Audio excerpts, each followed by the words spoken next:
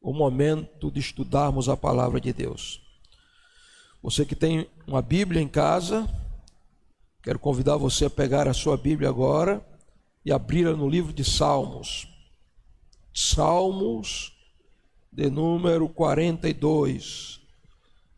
Como o cervo brama pelas correntes das águas, assim suspira a minha alma por ti, ó Deus. A minha alma tem sede de Deus, do Deus vivo. Quando entrarei e me apresentarei ante a face de Deus? As minhas lágrimas servem-me de mantimento de dia e de noite, porquanto me dizem constantemente: onde está o teu Deus? Quando me lembro disto, dentro de mim derramo a minha alma, pois eu havia ido com a multidão, fui com eles à casa de Deus, com voz de alegria e de louvor, e com a multidão que festejava. Porque estás abatida, ó minha alma, e porque te perturbas em mim? Espera em Deus, pois ainda o louvarei na salvação da sua presença. Ó meu Deus, dentro de mim a minha alma está abatida, portanto lembro-te de ti, desde a terra do Jordão e desde o Hermon e desde o pequeno monte. Um abismo chama outro abismo, ao ruído das tuas catadupas, todas as tuas ondas e vagas têm passado sobre mim.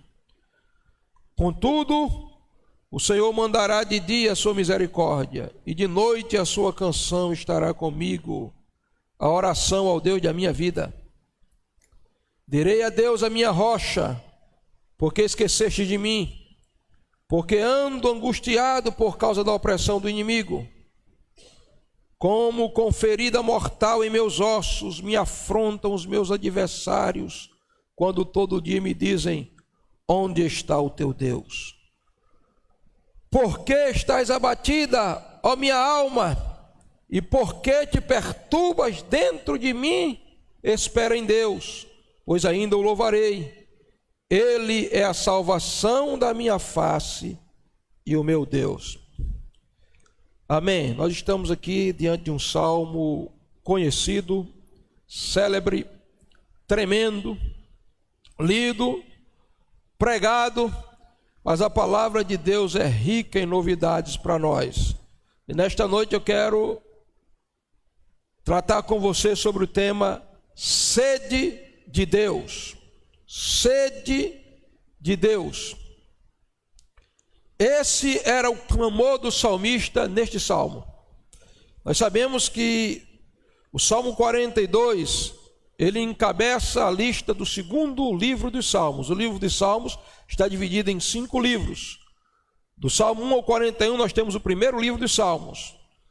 Do Salmo 42 ao 72 nós temos o segundo livro dos Salmos. Do Salmo 73 ao 89 nós temos o terceiro. Do Salmo 90 ao Salmo 106 nós temos o quarto livro de Salmos. E do Salmo 107 ao 150 nós temos os 5 livros de Salmos. Salmos eram canções. Na verdade, salmos são canções. O inário do povo de Israel não era a harpa cristã, não era o cantor cristão.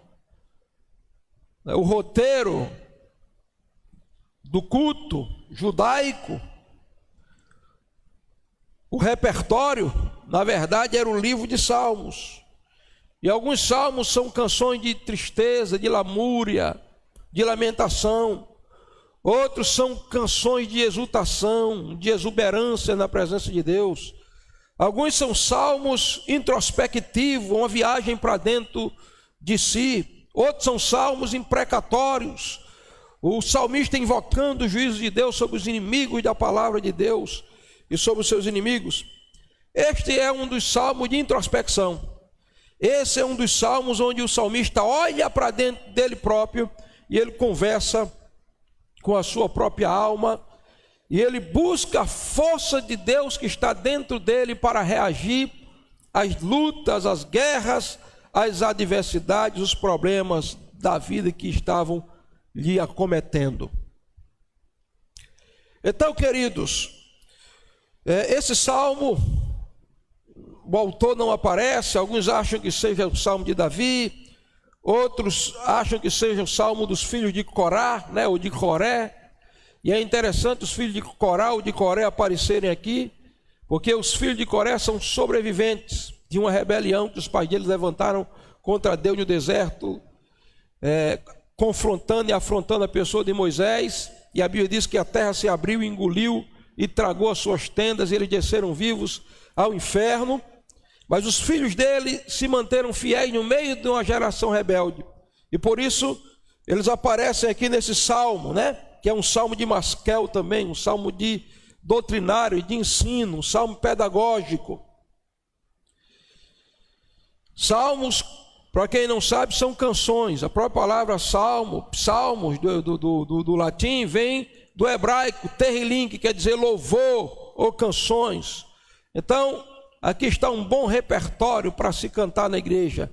Esses 150 salmos, né? Dividido aqui nesses 5 livros de salmos, que juntos dão 150 salmos. E este salmo é um salmo onde o salmista começa a expressar o desejo dele, a sede dele de Deus. Tudo indica que o salmista ele está num exílio, ele está privado de ir à casa de Deus, de adorar a Deus. Ele está num tipo de isolamento social.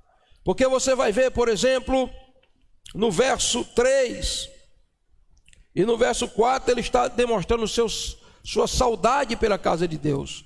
No verso 2 ele diz: quando me apresentarei diante da tua face?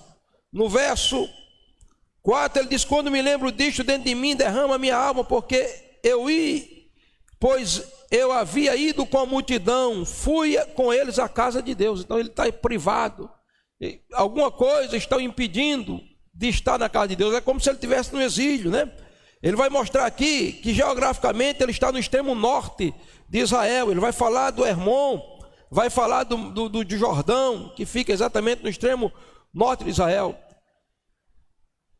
Dentro dessa situação em que esse salmista está exilado, isolado, numa quarentena, ele também está sendo afrontado. No versículo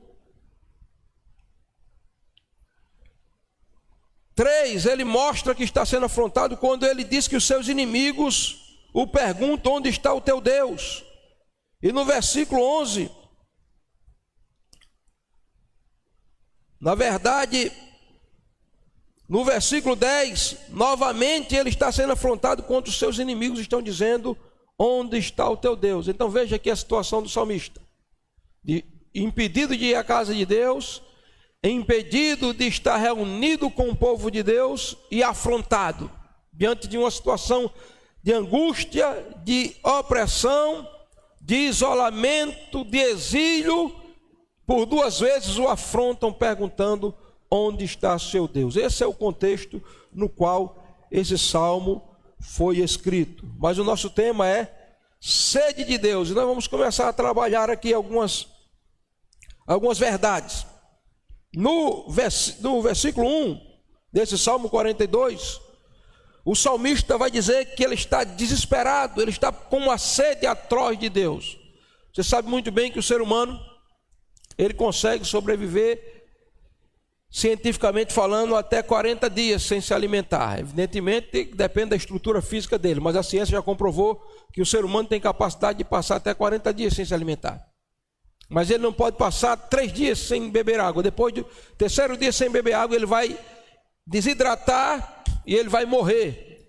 Então a sede é pior do que a fome, porque nós temos estrutura para suportar a fome, mas não temos estrutura para suportar a sede. Até porque de 60% a 70% do nosso corpo é água, lágrima, água, suor, água, saliva, água. E o salmista está fazendo uma comparação, ele está equiparando o seu desejo, a sua vontade de estar na presença de Deus, a um cervo que brama por águas. O que é um cervo? Em outra tradução vai dizer como a coça. O cervo, ou a coça, é um tipo de carneiro ou de cabra montês. E o lugar dele é nas montanhas. Então ele vive nos lugares altos, nas altas montanhas. E ali, aquele carneiro selvagem montês, naquelas altas montanhas, ali ele tem vegetação, tem para ele comer, ali ele tem água. E ele vive nos lugares altos, onde ele se alimenta, onde ele descedenta a sua sede. Mas há um tempo que a água acaba e a vegetação acaba também. Então ele tem que descer para os lugares baixos, para os vales, onde ele vai encontrar água. Mas só que tem um problema: lá embaixo está o predador, está o leão, está o lobo, está a hiena, está o leopardo, esperando para tragá-lo. E ele sabe instintivamente que o predador, o caçador dele está lá embaixo. Então ele fica lá, até que tem um tempo que ele está tão sedento que ele começa a urrar, a bramar, como o salmista diz, né? Pelas correntes das águas, suspirar. E aí eles se juntam em bandos, aqueles cervos, aqueles carneiros monteiros, eles descem correndo em busca da água. Mas de repente, quando um deles é tragado por um animal feroz, por um predador, por um leão, por um lobo, então eles voltam aos bandos e sobem, eles ficam lá em cima das montanhas. E ali eles ficam num dilema muito grande, porque a sede começa a se tornar tão grande que eles começam a urrar, eles começam a gritar, bramar de sede. E ele tem duas escolhas: ou ele fica lá e morre de sede, ou ele arrisca a sua vida e desce e vem para as correntes das águas. O salmista está dizendo que a minha sede, a sua sede espiritual tem que estar num nível tão elevado que tem que ser maior do que a sua própria vida. O servo, ele se arrisca e ele desce, e ele corre do predador, mas quando ele chega perto das correntes de água, ele começa a pular de alegria, e ele ali descedenta a sua sede, porque a sede se torna maior do que a sua própria decisão de sobreviver, de ser tragado ou não por um animal feroz. E o salmista está dizendo: como o cervo brama pelas correntes das águas, assim suspira minha alma por ti, ó Deus meu. Eu pergunto: você tem sede de Deus? Você tem sede de ouvir a palavra? Você tem sede de orar? Você se sente incomodado quando você não busca Deus? Eu me lembro de Daniel, o velho Daniel, que já atravessou todo o reinado de Nabucodonosor. Ele está agora no reinado de Dário, Medo, Dário. E o velho Daniel, alguém chega para Daniel e diz: Daniel, o senhor é o profeta Daniel? Pois não, sou eu mesmo. O senhor está sabendo do novo decreto que foi assinado pelo rei Dário? Sim, que decreto é esse? Não está sabendo? Decreto é esse?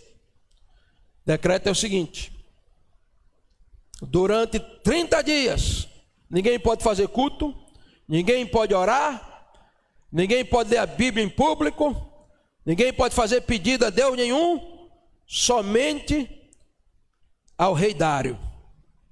E Daniel disse: tudo bem, então ninguém pode orar, é verdade. E você? Não, eu fico quieto.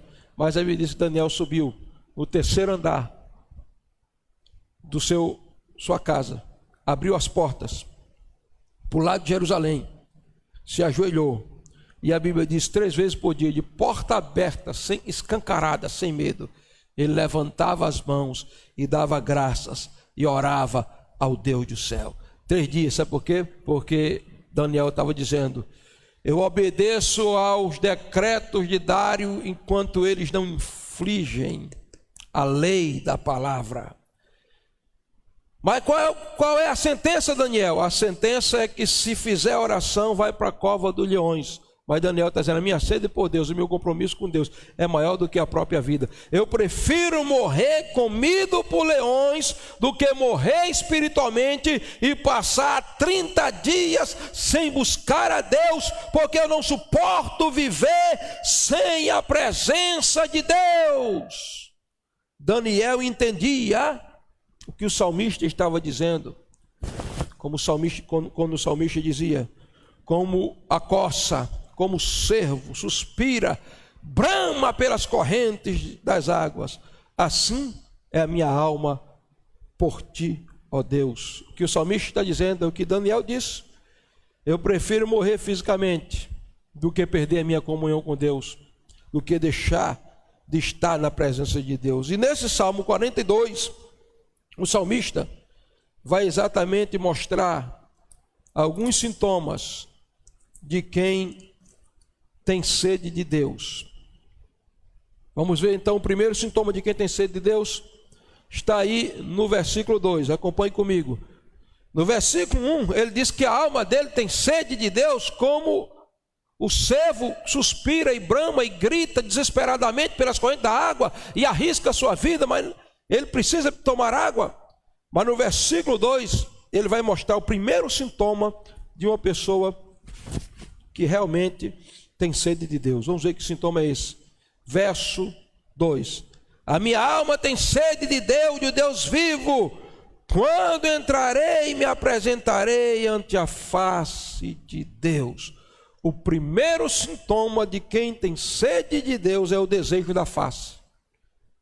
Quando entrarei e me apresentarei ante a face de Deus. O desejo da face, o que é isso, pastor? O desejo da presença. A palavra hebraica Shekinah, que a gente chama de Shekinah, quer dizer a presença, a face de Deus. Muita gente, queridos, acha, como alguém já disse, que a igreja é uma empresa, que a palavra é um produto e que Deus é um funcionário dele, é um empregado dele, porque ele só olha para as mãos de Deus, ele só quer as bênçãos das mãos de Deus. Você vem para a igreja, o que é que você vem? Eu venho porque eu quero a minha bênção, eu quero a minha bênção financeira, eu quero a minha bênção emocional, tem gente que vem para a igreja até para arranjar uma noiva, uma namorada, porque não consegue encontrar lá fora, vem me procurar aqui. Tem gente que conhece muito bem as mãos de Deus, as bênçãos das suas mãos, mas quem tem sede de Deus adora Ele com bênção ou sem bênção, com abundância ou com escassez, com luta ou na paz, porque quem tem sede de Deus, o desejo dele é a face, é a presença. É como Moisés, né? Moisés conheceu a Deus. E ele teve experiência com o poder de Deus lá na sarça. Ele viu Deus falar com ele, ele viu o sobrenatural, ele viu a mão de Deus devastar o Egito com 10 pragas. Mas um dia Moisés chegou e disse: Senhor, eu quero te pedir uma coisa. O que você quer, Moisés? Só uma coisa. O que é que o senhor quer? Você tem tanta coisa, o que é que você quer? Você quer maná? Eu já lhe dei maná. Você quer o quê? Quer a água da rocha? Eu já fiz a água jorrar da rocha. Quer de novo? O que é que você quer, Moisés? Você quer que a minha glória vá como uma nuvem acompanhando vocês de dia e como uma coluna de fogo à noite? Eu já manifestei a minha glória assim. Disse: não, Deus, eu quero só um pedido. E o que é que tu queres? Eu quero a tua face. Eu quero ver a tua face. Mas Moisés, nenhum homem verá a minha face e viverá. Mas ele disse: mas mesmo assim, mesmo que seja para morrer, eu quero a tua face. O Salmo 24 fala da geração daqueles que buscam a face de Deus. Porque a geração dos que buscam as mãos de Deus não será lembrada. Porque quem tem as mãos, tem somente as mãos. Mas quem tem a face, tem as mãos, tem o coração, tem Deus completo. Por isso que o salmista disse: a geração daqueles que buscam a face é aqueles que estão primeiro dispostos a subir o monte. É por isso que você vê Moisés, 120 anos de idade, e ele vai andando, e alguém pergunta: quem é aquele velho que vai ali? Ele diz: é Moisés. Para onde é que ele vai? Ele vai subir ao monte. Mas por quê? Ele vai falar com Deus. Por quê? Porque ele é um homem que vê a face de Deus, ele é um homem de montanhas. Mas uma escuridão dessa, os olhos dele nunca se apagaram, porque quem vê a face de Deus, que está disposto a subir o monte, não perde a visão espiritual. E o vigor dele, não, ele está com 120 anos, mas o vigor dele é o mesmo, porque quem quer a face de Deus, quem deseja a face de Deus, não perde o vigor espiritual. O salmista diz: tal é a geração daqueles que buscam a tua face, ó Deus de Jacó. E no original quer dizer: tal é a geração daqueles que buscam a face de Deus, como Jacó buscou. E como é que Jacó buscou? Jacó buscou ao ponto de se agarrar com Deus e lutar a noite toda com Deus e não soltar a Deus de jeito nenhum. E Deus tocou na juntura da coxa dele, numa teofania ali, numa cristofania, na verdade, uma aparição de Cristo no Antigo Testamento, e ele ficou manco. E quando Deus o abençoa e muda a identidade dele, diz: o teu nome não será mais Jacó, aquele que agarra, enganador, suplantador, o teu nome agora é Israel, príncipe de Deus. E quando vai embora, você vê Jacó manco, e você pergunta: o que você está fazendo aqui, Jacó? Estou levantando um altar. Mas para que um altar? Isso aqui é um marco profético, isso é um memorial. O nome desse altar e desse lugar agora não será mais Val do Jaboque. O nome desse lugar é Peniel. E o que quer dizer Peniel? Face de Deus, porque eu vi a face de Deus, eu vi Deus face a face, e a minha alma foi poupada. Então, o primeiro sintoma de quem tem sede espiritual é porque ele deseja a face de Deus. Olha o que o salmista diz: a minha alma tem sede de Deus, do Deus vivo. Quando entrarei e me apresentarei ante a face de Deus. Você tem buscado as bênçãos, as mãos, os benefícios, ou você tem buscado a presença de Deus? Você tem se trancado no quarto e tem dito: Senhor, eu não saio daqui enquanto a tua glória não me tocar, porque o que eu quero é a tua glória e a tua face, independente das tuas mãos. E Deus é um Deus tão bom que quem tem intimidade com Ele, está diante da face dEle, é abraçado por Ele, é amado por Ele e é abençoado por Ele. É por isso que Jacó, quando saiu daquele val do Jaboque, ele saiu mancando, mas com um nome diferente: Israel, príncipe de Deus. E antes ele tinha a bênção das mãos, mas agora ele tem a bênção de se sentir abençoado. Por quê? Porque ele encontrou a presença de Deus. O segundo sintoma de uma pessoa que tem sede de Deus nesse salmo é o quebrantamento do espírito. Veja, o versículo 3 diz: as minhas lágrimas servem de mantimento de dia e de noite. Aqui está alguém quebrantado, ao quebrado pelo desejo de se apresentar, de encontrar a face de Deus. Ele está chorando, chora de dia, chora de noite, chora de dia, chora de noite. Você pergunta: salmista, por que você está chorando? Ele diz: porque eu quero a presença de Deus, eu quero a face de Deus. Aqui na terra, eu tenho dito isso muitas vezes, lágrima é composição química de cloreto de sódio, água e gordura. No céu, lágrimas são linguagens sobrenaturais que movem com a atmosfera sobrenatural e com o coração do próprio Deus. Deus chama Isaías: sim, Deus, vai lá na casa do meu servo Ezequias e dá um recado para ele. Que recado? Quando chegar lá eu vou colocar a palavra na tua boca. E lá vai Isaías, lá vai, sobe as escadarias do palácio, entra na presença do rei Ezequias, e o rei: pois não, profeta? E ele: está vendo aí esse problema aí na sua perna, rei? Sim. Essa doença, essa úlcera? Sim. O Senhor manda dizer: arruma a tua casa, porque tu morrerás e não viverás. Mas profeta, aí não, já vou, foi isso que Deus falou. Mas profeta, não. E o profeta saiu. E quando Ezequias se viu diante da sentença de morte, a Bíblia diz que Ezequias olhou para ele, deitou na cama, botou a cara na parede e começou a chorar e dizer: Senhor, tu sabe que eu tenho andado reto diante de ti, eu tenho abolido a idolatria aqui em Israel, eu sou teu filho, olha para a minha vida. E a Bíblia diz que ele chorou, e a Bíblia diz: chorou muitíssimamente.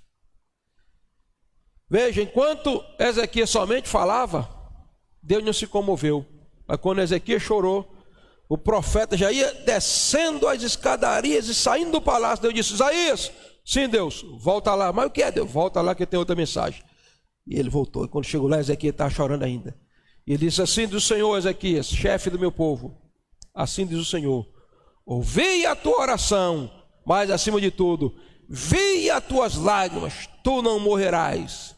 Pelo contrário, aos teus anos eu acrescentarei mais 14 anos de vida. Então, lágrimas movem o coração de Deus. Por isso, aquele que tem sede de Deus, o segundo sintoma é o quebrantamento do espírito.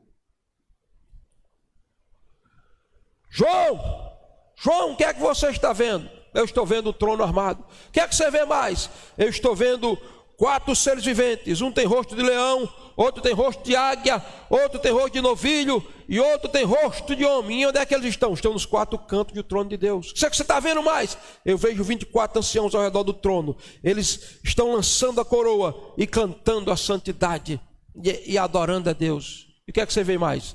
Eu vejo o Senhor sentado no trono com um livro na sua mão direita. E o que mais, João? Eu disse, agora eu estou ouvindo o quê? Eu estou ouvindo um anjo forte bradando e dizendo: quem é digno de abrir o livro e desatar os seus selos? Aí João disse, eu olhei para o céu, não tinha ninguém digno. Eu olhei para a terra, não tinha ninguém digno. Eu olhei para todos os cantos, não tinha ninguém digno. Abraão não era digno, Moisés não era digno, Davi não era digno, anjos, arcanjos, querubins e serafins não eram dignos. E João entendeu que o destino da salvação da humanidade estava em jogo. Aquele livro era o livro da redenção.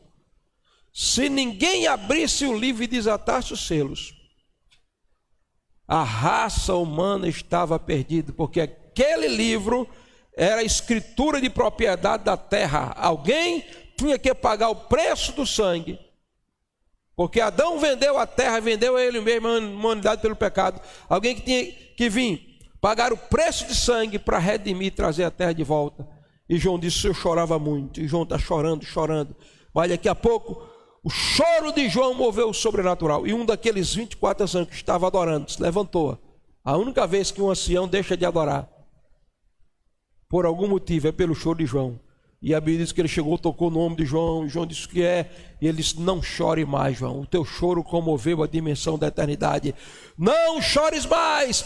Eis ali o leão da tribo de Judá, raiz e geração de Davi, que venceu para abrir o livro e desatar os seus 7 selos. O que é que o senhor tem, salmista? Eu estou chorando, mas você está chorando de dia, sim, e também de noite. As minhas lágrimas são o meu alimento. Eu não como mais, eu só choro, porque eu quero a presença de Deus na minha vida. Quebrantamento do Espírito. Você tem chorado? Eu sei que muita gente tem chorado nesses dias, choro de depressão, de angústia, de tristeza, mas experimente chorar na presença do Eterno. Experimente chorar na presença de Deus e você vai ver que o mundo de Deus se move por causa da lágrima de uma pessoa, de um crente, de um homem de Deus, de uma mulher de Deus, de alguém quebrantado na presença dele. É por isso que Jesus disse, bem-aventurados que choram, felizes os que choram, mais do que felizes, plenamente felizes são os que choram, porque eles serão consolados. Primeiro sintoma de quem tem sede de Deus é o desejo da face. O segundo sintoma é o quebrantamento do Espírito. E o terceiro sintoma, pastor, é a lembrança da casa de Deus. Veja, versículo 4. Quando me lembro disto, dentro de mim derrama a minha alma, pois eu havia ido com a multidão, fui com eles à casa de Deus, com voz de alegria e de louvor, e com a multidão dos que festejavam. Salmista, o que você está chorando? É porque eu estou aqui numa quarentena, no isolamento, eu estou impedido.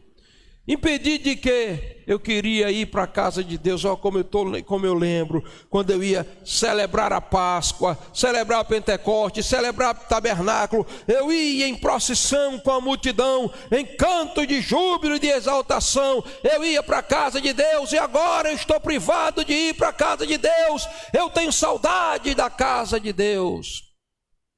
Aí eu pergunto a você, você tem sede de Deus? O terceiro sintoma é a saudade da casa de Deus, porque esse lugar não é só um lugar de reunião, esse lugar não são só 4 paredes e cadeiras e um aparelho de filmagem, de som, não, esse é o lugar onde a igreja se congrega para adorar. Então há uma atmosfera espiritual nesse lugar. Deus nunca foi a favor dessa história de ser crente sozinho, isolado dentro de casa. Olhe em toda a história da Bíblia e você verá que Deus sempre teve um lugar de reunião, mesmo que se fosse um altar ao ar livre, mas o povo estava lá. Tabernáculo no deserto, a congregação onde o povo se reunia para adorar. O templo de Jerusalém, o ponto físico onde o povo girava em torno daquele lugar para adorar. As sinagogas onde Jesus ia, o lugar de ajuntamento, sempre foi assim. Hoje, talvez você esteja sentindo a falta e a saudade de ir à casa de Deus. Eu quero dizer isso, que você sente isso porque você é crente. Porque quem não tem saudade desse lugar está precisando ter um encontro com Cristo. Quem não tem saudade da comunhão da igreja,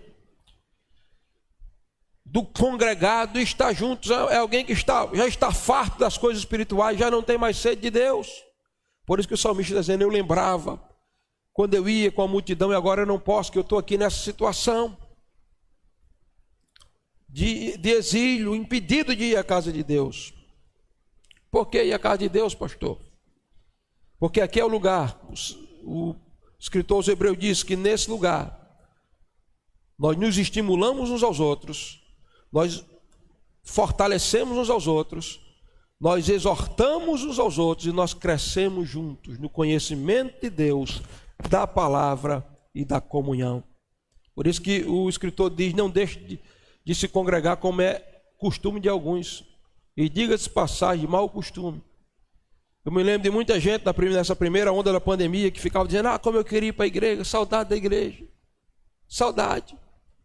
E aí a igreja abriu novamente, nós voltamos a nos reunir, e aquelas pessoas que diziam que saudade da igreja, de repente elas voltaram a passar 15 dias sem vir para o culto, depois vinham uma vez por mês, porque na verdade essas pessoas não têm sede de Deus, não têm fome de Deus, porque quem tem sede de Deus é como o salmista: lembra da casa de Deus, o lugar onde o povo de Deus se reúne para celebrar ao eterno. Lembrança da casa de Deus. O salmista entendia a importância do lugar físico de se congregar, quando ele dizia no Salmo 84: a minha carne e a minha alma suspira pelos átrios do Deus vivo. E ele dizia: até o pardal encontrou casa, e andorinha ninho para si e para a sua prole. Prefiro eu estar na porta da tua casa e passar um dia nesse lugar do que mil anos em qualquer outro lugar, nas tendas da impiedade. O salmista está dizendo: eu quero estar lá, pelo menos para ser porteiro, mas eu quero estar na casa de Deus. Eu pergunto: você está com saudade desse lugar? De se reunir aqui conosco? De celebrar a Deus? Se você está com saudade, isso é um sintoma de que você realmente tem sede de Deus. Sintoma de quem tem sede de Deus: o desejo da face, o quebrantamento do espírito e a lembrança da casa de Deus. Mas o salmista não para por aí. O salmista começa a mostrar que a oração é o gatilho ativado para liberar a graça de Deus, o ânimo de Deus, para levantá-lo daquela situação de angústia, de prostração, de dificuldade que ele estava enfrentando. Veja, no versículo 8, aqui do Salmo 42, o salmista diz assim: contudo, ao Senhor mandará de dia sua misericórdia, e de noite a sua canção estará comigo, a oração ao Deus da minha vida. Quem tem sede de Deus conhece o caminho da oração, o lugar secreto da oração, e entende que a oração é um gatilho que aciona o sobrenatural e aciona a ação de Deus na sua vida. Primeira coisa é que na oração o salmista vai soliloquiar. O que é isso, pastor? Vai falar com ele mesmo, vai falar com a sua alma. Veja, no versículo 11, ele diz assim: por que estás abatido, a minha alma? E por que te perturbas dentro de mim? Ele está falando com a alma dele. Muitas vezes a oração, ela é uma introspecção. A gente ora quando a gente olha para dentro de nós em oração, e a gente dá um comando para que a nossa alma se alinhe à vontade de Deus. Porque a alma é a sede da emoção. É na alma onde estão as angústias, é na alma onde estão os traumas, é na alma onde estão as rejeições, é na alma onde estão as amarguras, é na alma onde estão os complexos, é na alma onde estão as crises existenciais. Então muitas vezes nossa alma está abatida, derrotada, vencida, tomada pelo desânimo. E é nesse momento que a gente tem que começar a falar com a nossa alma e dizer: alma, reaja, se alinhe com a palavra de Deus. Alma, olha, por que você está abatida? Por que te abates, ó minha alma? Por que te perturba diante de mim? Então o salmista aqui no versículo 11, no versículo 5, no versículo 11 ele repete: por que estás abatido, ó minha alma, e por que te perturba diante de mim? Então, quando ele entra na oração, ele fala com Deus, ao mesmo tempo ele fala com ele mesmo. Para quê? Para que a alma dele se alinhe ao Espírito Santo, à palavra de Deus, à vontade de Deus. O sobrenatural começa a acontecer. E aí, o salmista começa a entender que a oração ativa a expectativa correta. Veja o versículo 5, ele diz: por que estás abatido, a minha alma, e por que te perturba diante de mim? Aí ele diz: espera em Deus, pois ainda o louvarei na salvação da sua presença. Note que ele vai entender agora que a oração vai ativar a expectativa correta dentro dele. Porque o que ele estava esperando? Qual é a expectativa do salmista? Eu vou ficar aqui no exílio, meus inimigos zombando de mim, eu não vou mais reagir porque eu vou me acabar aqui. Não, ele começa a dizer: minha alma, se alinhe, coloque a sua expectativa em Deus, pois ainda o louvarei. E você, qual é a sua expectativa? Sua expectativa é homens? Sua expectativa é o caos? Sua expectativa é a morte? Tem muita gente que nessa pandemia ficou tão neurótico. Teve pessoas que já não morreram do vírus e morreram de ansiedade, de depressão, enlouqueceram. Quantas pessoas até se suicidaram? Porque a expectativa nele era de derrota, ou a expectativa era no homem, e o homem é falho, é dúbio. O homem, muitas vezes, quando nós esperamos simplesmente no homem, colocamos a expectativa nele, nós nos decepcionamos, porque o homem já está dizendo: o homem é homem.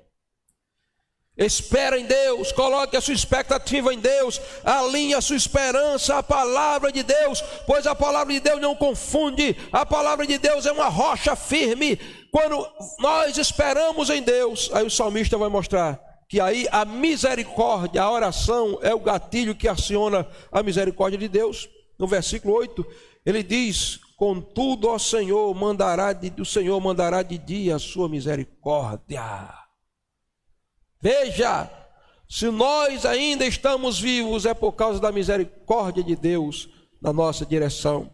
E o salmista continua mostrando que a oração, além de ativar a expectativa correta, ativar a misericórdia de Deus, a oração é o gatilho que ativa o louvor dentro do nosso próprio coração. Verso 8 ele diz: contudo o Senhor mandará de dia a sua misericórdia, e de noite a sua canção estará comigo, a oração ao Deus da minha vida. Louvor. O salmista está dizendo: você o louvará. Você terá, Davi, se é que foi Davi o salmista desse salmo, você terá, Davi, ainda uma canção nos seus lábios. Coloque a sua expectativa em Deus. Acione o gatilho da oração, você vai ser tocado pela misericórdia de Deus, e então você terá um cântico nos seus lábios, em meio ao caos, à destruição, à guerra, aos problemas indissolúveis, você terá uma canção nos seus lábios. Eu fico olhando para o profeta velho Abacuque, ele viu tanta coisa. Ele viu a ira de Deus liberada sobre Israel por causa do pecado. Ele viu Deus vindo, e a Bíblia diz que uma peste ia diante dos seus pés, diante dele, consumindo tudo. Abacuque cai de joelho e diz: Senhor, na ira, lembra da misericórdia. Aí depois Abacuque olha em volta de si: caos, destruição.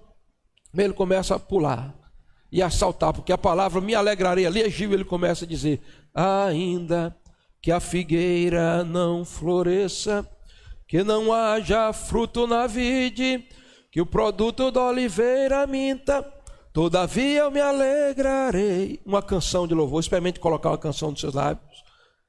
A canção é terapêutica, a canção refrigera a alma, a canção anima a alma, a canção aciona o entusiasmo de Deus dentro de você. Então a oração do salmista ativa o louvor. Em quinto lugar, a oração do salmista ativa a segurança. Veja, segurança. Depois que ele passa por tudo isso, verso 9, ele diz: direi a Deus, a minha rocha. Minha rocha. Ele vê Deus como uma rocha sólida. Você imagina uma rocha gigante. Os ventos batem, as chuvas caem, as ondas batem, mas ela permanece firme. O salmista, por causa da oração, ativa a segurança dele em Deus, que é uma rocha inabalável. Se os teus pés estão plantados na rocha dos séculos, Jesus de Nazaré, você não será abalado, você continuará firme. Ele vai entender, o salmista, em sexto lugar, que essa rocha que é a sua segurança vai sustentá-lo na angústia. Veja, verso 9: direi a Deus, a minha rocha, porque te esqueceis de mim, porque ando angustiado por causa da opressão do inimigo. Então angústia e opressão estavam sobre a vida do salmista, mas ele vai se levantar dessa situação, porque os pés deles estão edificados na rocha, né? No Salmo 40, o salmista vai dizer: esperei com paciência no Senhor, ele se inclinou para mim, ouviu o meu clamor, estendeu a sua mão, me tirou de um charco de lodo, pôs os meus pés sobre uma rocha e um cântico de louvor em meus lábios. Em que é que você está firmado? Na sua capacidade? Na sua cultura? No seu achismo? Na sua riqueza? Na sua fama? No seu status? Na sua influência? Tudo isso, quando os ventos e as tempestades da vida vêm, tudo derruba. Mas se você está firmado sobre a rocha, você é indestrutível, inabalável, inamovível, porque a rocha dos séculos sustenta a sua vida. Por isso que Jesus falou de alguém que construiu a casa sobre a rocha e sobre a areia. E quando a tempestade veio, ficou de pé. A casa é edificada sobre a rocha. Você é uma casa edificada sobre a rocha dos séculos, que é o Deus, que é a própria palavra de Deus, que é Cristo, ou você está edificado sobre a lei das filosofias, ideologias e argumentos humanos e estruturas simplesmente humanas? O salmista vai dizer que ele vai estar sustentado na angústia, ele vai estar sustentado na opressão, mas aí a rocha no qual ele está firmado vai dar a ele resposta à afronta dos seus inimigos. Porque veja, tanto no versículo 10, como no versículo 3, o salmista está sendo afrontado, ele está exilado, ele está numa situação de crise, ele está abatido, ele está angustiado. E no versículo 3, os inimigos dele estão olhando para ele e dizem: ei, onde é que está o teu Deus? Onde está o teu Deus que não te livra? Né? No versículo 10, os inimigos voltam a dizer: aonde está o teu Deus? É uma afronta. Mas porque ele está firmado na rocha, ele vai responder de maneira categórica onde o Deus dele está. No Salmo 115, o salmista vai responder. Salmo 115.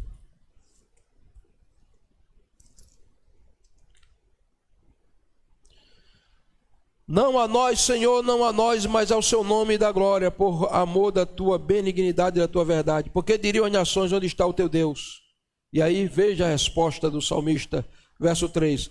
Mas o nosso Deus está nos céus, faz tudo que lhe apraz. Hoje, depois que a Bíblia foi fechada e se completou de Gênesis a Apocalipse, você pode perguntar a alguém que está abatido, mas que tem experiência com Deus, alguém que está angustiado, mas que tem experiência com Deus, alguém que está isolado, mas tem experiência com Deus. Onde está o teu Deus? E essa pessoa daria para você pelo menos 4 respostas. Eu termino respondendo essa pergunta do salmista pela Bíblia. Alguém que tem experiência com a rocha inabalável. Primeira resposta para essa pergunta é que o meu Deus está no céu. É como o salmista disse no Salmo 115, meu Deus está no céu. E o que é que ele está fazendo no céu? Em primeiro lugar, no céu ele está sustentando todas as coisas pela palavra do seu poder. Tudo está debaixo do seu controle, porque no céu ele sustenta todas as coisas pela palavra do seu poder. O que é que ele está fazendo no céu? No céu ele está com os ouvidos inclinados para ouvir a oração do justo. O que é que ele está fazendo no céu? Ele está com a mão estendida para responder, para agir, para trabalhar na vida daquele que espera nele, porque foi Isaías quem disse, nunca se viu, nem com ouvidos se ouviu, Deus além de ti, que trabalha por aquele que nele espera. O que é que ele está fazendo no céu? No céu ele está intercedendo por cada um de nós. Foi o escritor aos Hebreus quem disse que ele está entronizado no céu e intercede por cada um de nós. Mas onde é que está o teu Deus? Alguém perguntaria de maneira afrontosa ao salmista. E o salmista respondia, o meu Deus está na Bíblia, de Gênesis Apocalipse. O meu Deus está em Gênesis capítulo 3, passeando amigavelmente com Adão e Eva na viração do dia no jardim do Éden. Onde está o teu Deus? O meu Deus está com Noé dentro da arca, protegendo Noé e a sua família do grande dilúvio que está destruindo tudo aí fora. Onde está o teu Deus? O meu Deus está com Abraão no Monte Moriá, livrando de matar Isaac e mostrando o cordeiro substituto, que é uma profecia para o cordeiro de Deus que tira o pecado do mundo. Onde está o teu Deus? Está com Israel no deserto, enviando maná fresco todas as manhãs para que eles se alimentem. Onde está teu Deus? Está derrubando as muralhas de Jericó ao toque do chofar dos sacerdotes e ao grito de vitória de guerra do capitão Josué. Onde está teu Deus? Está com Gideão. Enquanto ele está malhando trigo na eira, está olhando para Gideão e dizendo, o Senhor é contigo, varão valoroso, vai nessa tua força e livrarás a Israel da mão dos medianitas.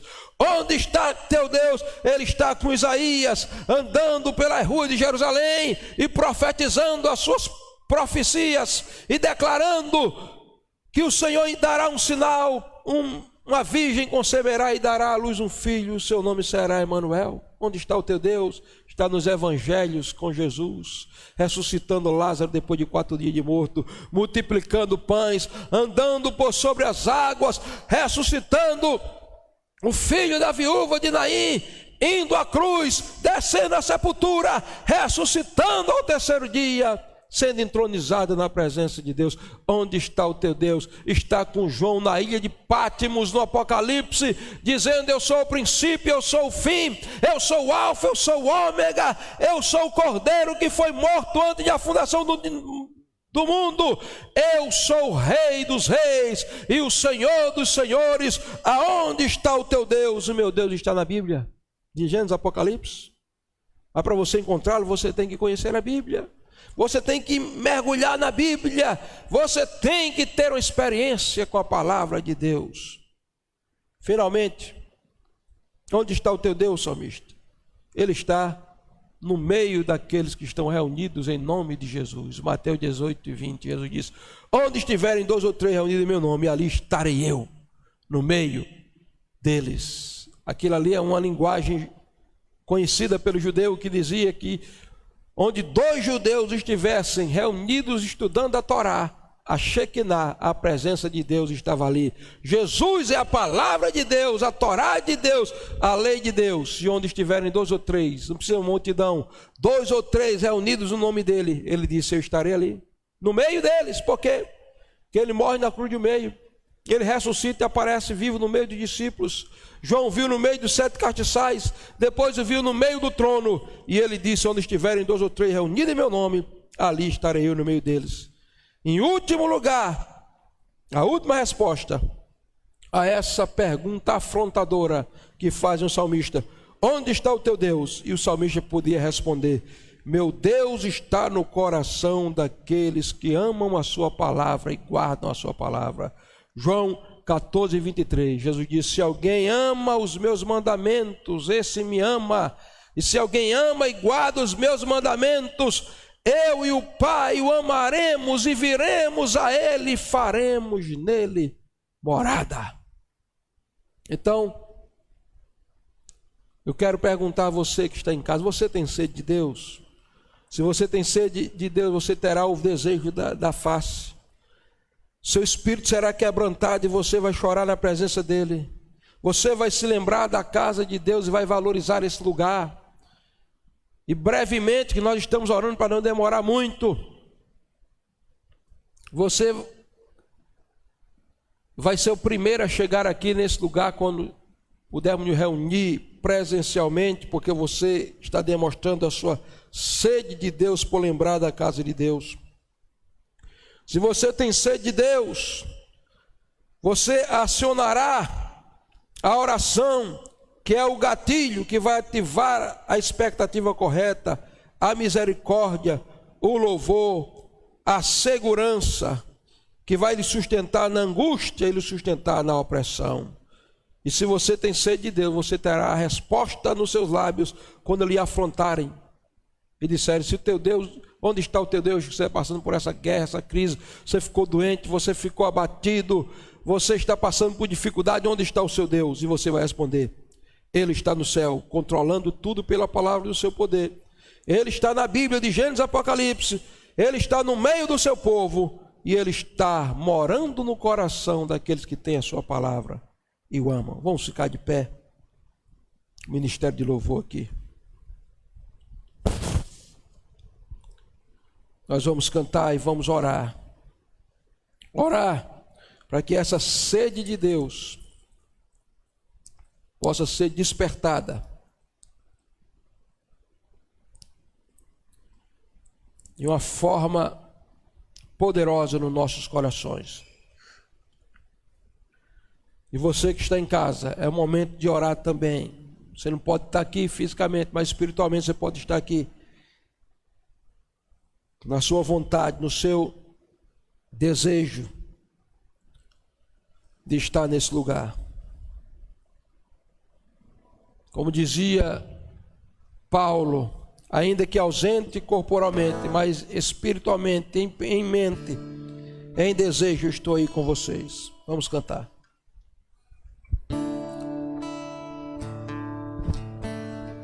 O choro dura uma noite, mas a alegria, ela vem pela manhã. Eu creio, eu creio. O choro dura uma noite, mas a alegria, ela vem pela manhã. Eu creio, eu creio.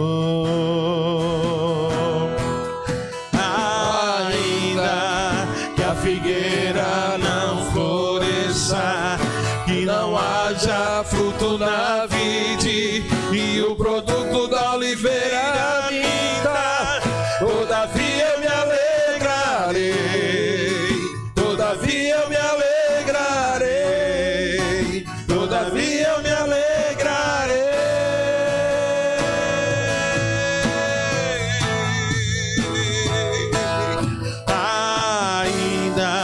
E a figueira não floresça, e não haja fruto na vide, e o produto da oliveira minta. Todavia eu me alegrarei, todavia eu me alegrarei.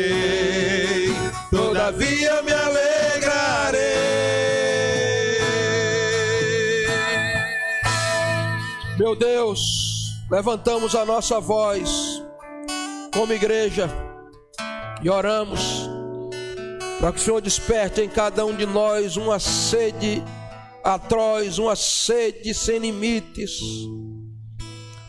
uma sede desesperadora pelo Senhor.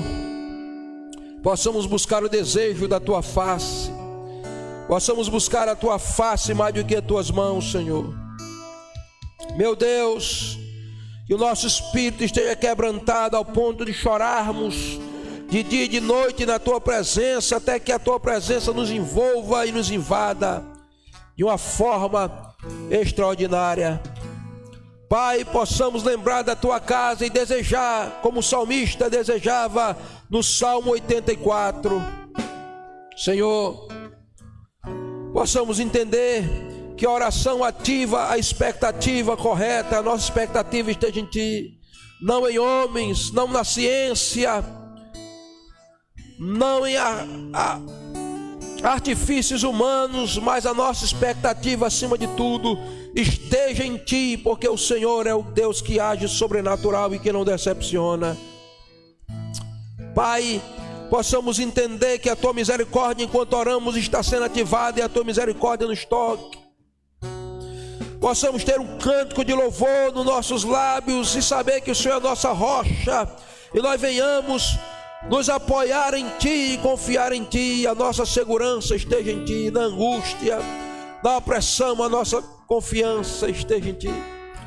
E quando tentarem nos afrontar, perguntando onde está o Teu Deus, possamos entender e responder que o Senhor está no céu, o Senhor está na Bíblia, o Senhor está no meio do Seu povo e o Senhor está habitando no coração daqueles que amam a Tua palavra e aguardam, Pai.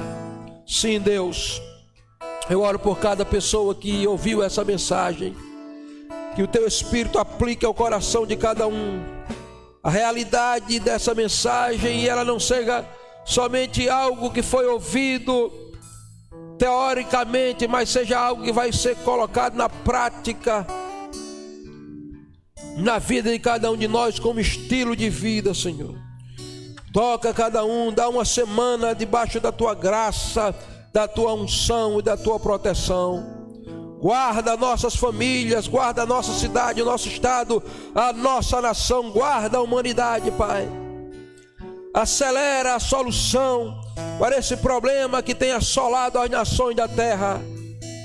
Deus age fazendo justiça no meio da impiedade, julgando os inimigos da nação, os inimigos do Teu povo, os inimigos da verdade, Pai, instaurando e estabelecendo a ordem, a justiça e acima de tudo venha o Teu governo e o Teu reino e os altares da impiedade sejam derribados por terra. Instaure-se o Teu governo e o Teu reino e venha o grande avivamento, Senhor, porque 2021, como o Senhor falou, está tendo começo tumultuoso, mas nós estamos apegados à Tua palavra que diz que esse ano terá um fim triunfante para aqueles que creem na Tua palavra. Em nome de Jesus nós oramos.